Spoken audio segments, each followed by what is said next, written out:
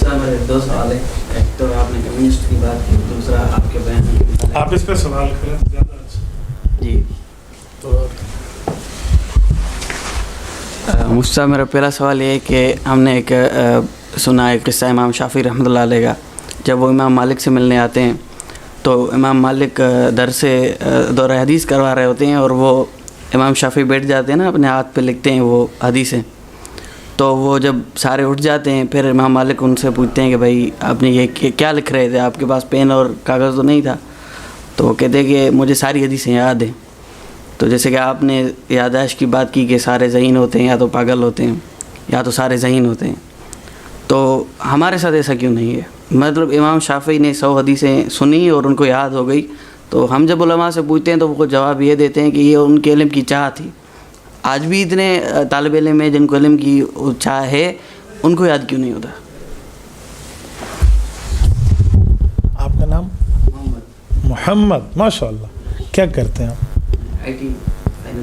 آپ بھی I T میں ہیں؟ اچھا ماشاء اللہ, فائنل ایئر میں آئی ٹی میں. ماشاء اللہ ماشاء اللہ, آپ نے حفظ کیا ہے. بھائی محمد سوال یہ کر رہے ہیں کہ آپ نے کہا یہ بندہ پاگل ہوتا ہے اور یا ذہین ہوتا ہے, درمیان والی کوئی چیز نہیں ہے. تو امام شافعی رحمۃ اللہ علیہ کو 100 حدیثیں فوراً امام مالک سے سن کے یاد ہو گئی تھی, تو ہمیں ایسی یاد کیوں نہیں ہوتی؟ ہم نے مولویوں سے پوچھا, وہ کہتے ہیں امام شافعی کو علم کی چاہ تھی. یہی سوال ہے. اگر بات یہی ہے تو یہ بھی میری تائید کی ہے. کیوں؟ امام شافعی رحمۃ اللہ علیہ نے اپنے دماغ کی صلاحیتوں کو اتنا جانچ لیا تھا کہ میں یوں یاد کر سکتا ہوں. ہم نے نہیں جانچا, ہم نے یوں پیمانہ نہیں رکھا. دیکھو میری بائک 130 پہ چل سکتی ہے لیکن میں اسے 40 پہ چلا کے بیٹھا ہوں, تو بھائی میرا دماغ بھی امام شافعی رحمۃ اللہ علیہ کی طرح چل سکتا ہے. امام شافعی کا 1.25 کلو اور میرا 0.25 کلو نہیں ہے. اللہ نے برابر کا دماغ ہمیں دیا ہے. اس نے صلاحیتوں کی سپیڈ کے میٹر گھما کے دیکھ لیا تھا, ہم نے نہیں گھمایا. بس مسئلہ یہ. ہم آج بھی یاد کر سکتے ہیں, ہم تھوڑا آگے نکلیں, ہم خود اعتمادی لے کر. دیکھو بھائی کہتے ہیں میں حافظ قرآن ہوں, 6666 کم و بیش آیات ان کو یاد ہے, 114 صورتیں ان کو یاد ہیں, 540 رکوع یاد ہیں, 7 منازل یاد ہیں, 30 پارے یاد ہیں. تو اتنے زیادہ زبر زیر کی غلطی بھی حافظ نہیں کرتے. اس میں اتنا بھی احتیاط ہوتا ہے, تو ان کو کتابیں یاد کیوں نہیں ہوتی؟ تو ان کے واسطے سے آپ سب کو بھی اور ہمیں بھی اور ہمارے ویورز اور ان سب کو میں کہتا ہوں کہ ہمیں بھی اپنے دماغ کی صلاحیتیں آگے چلانی چاہیے. امام شافعی پہ ٹھیک ہے, اللہ کا کرم ہے, لیکن ہم چلنا چاہیں تو ہم چل سکتے ہیں. اب پتہ ہے ہمیں یاد کیوں نہیں ہوتا؟ یہ جو بھائی نے بات کی, اس حصے کا جواب بھی سنیں. امام شافعی رحمۃ اللہ علیہ اس کا خود جواب دیتے ہیں کہ میری ذہانت کیسے بنی. امام شافعی فرماتے ہیں کہ شروع میں نے اپنے آپ کو کن ذہن سمجھا ہوا تھا, پھر میں نے اپنے استاذوں سے یہ بات پوچھی.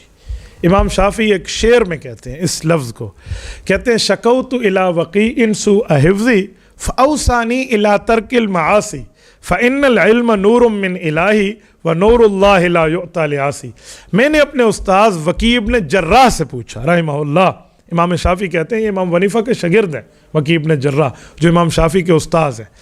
میں نے ان سے پوچھا الی سوء حفظی, میرا حافظہ قوی نہیں ہے, میری ووکیبلری کا مسئلہ ہے, میرے مائنڈ کی, میرے دماغ کے, میرے حافظے کا مسئلہ ہے, مجھے کچھ ذخیرہ الفاظ چاہیے, میرا دماغ کمزور ہے.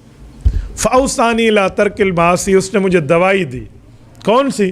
الی ترک المعاصی کی دوا یہ ہے کہ تو گناہوں کو چھوڑ دے, اللہ کی نافرمانی کو چھوڑ دے. مجھے نسخہ دیا, مجھے وصیت کی, نصیحت کی. تو میں نے کہا ٹھیک ہے. تو پھر فرمایا فإن العلم نور من الہی, یہ جو علم ہے یہ اللہ کے نوروں میں سے ایک نور ہے. ونور اللہ لا یعطی لعاصی, اور اللہ یہ نور کسی گناہگار کو نہیں دیتا.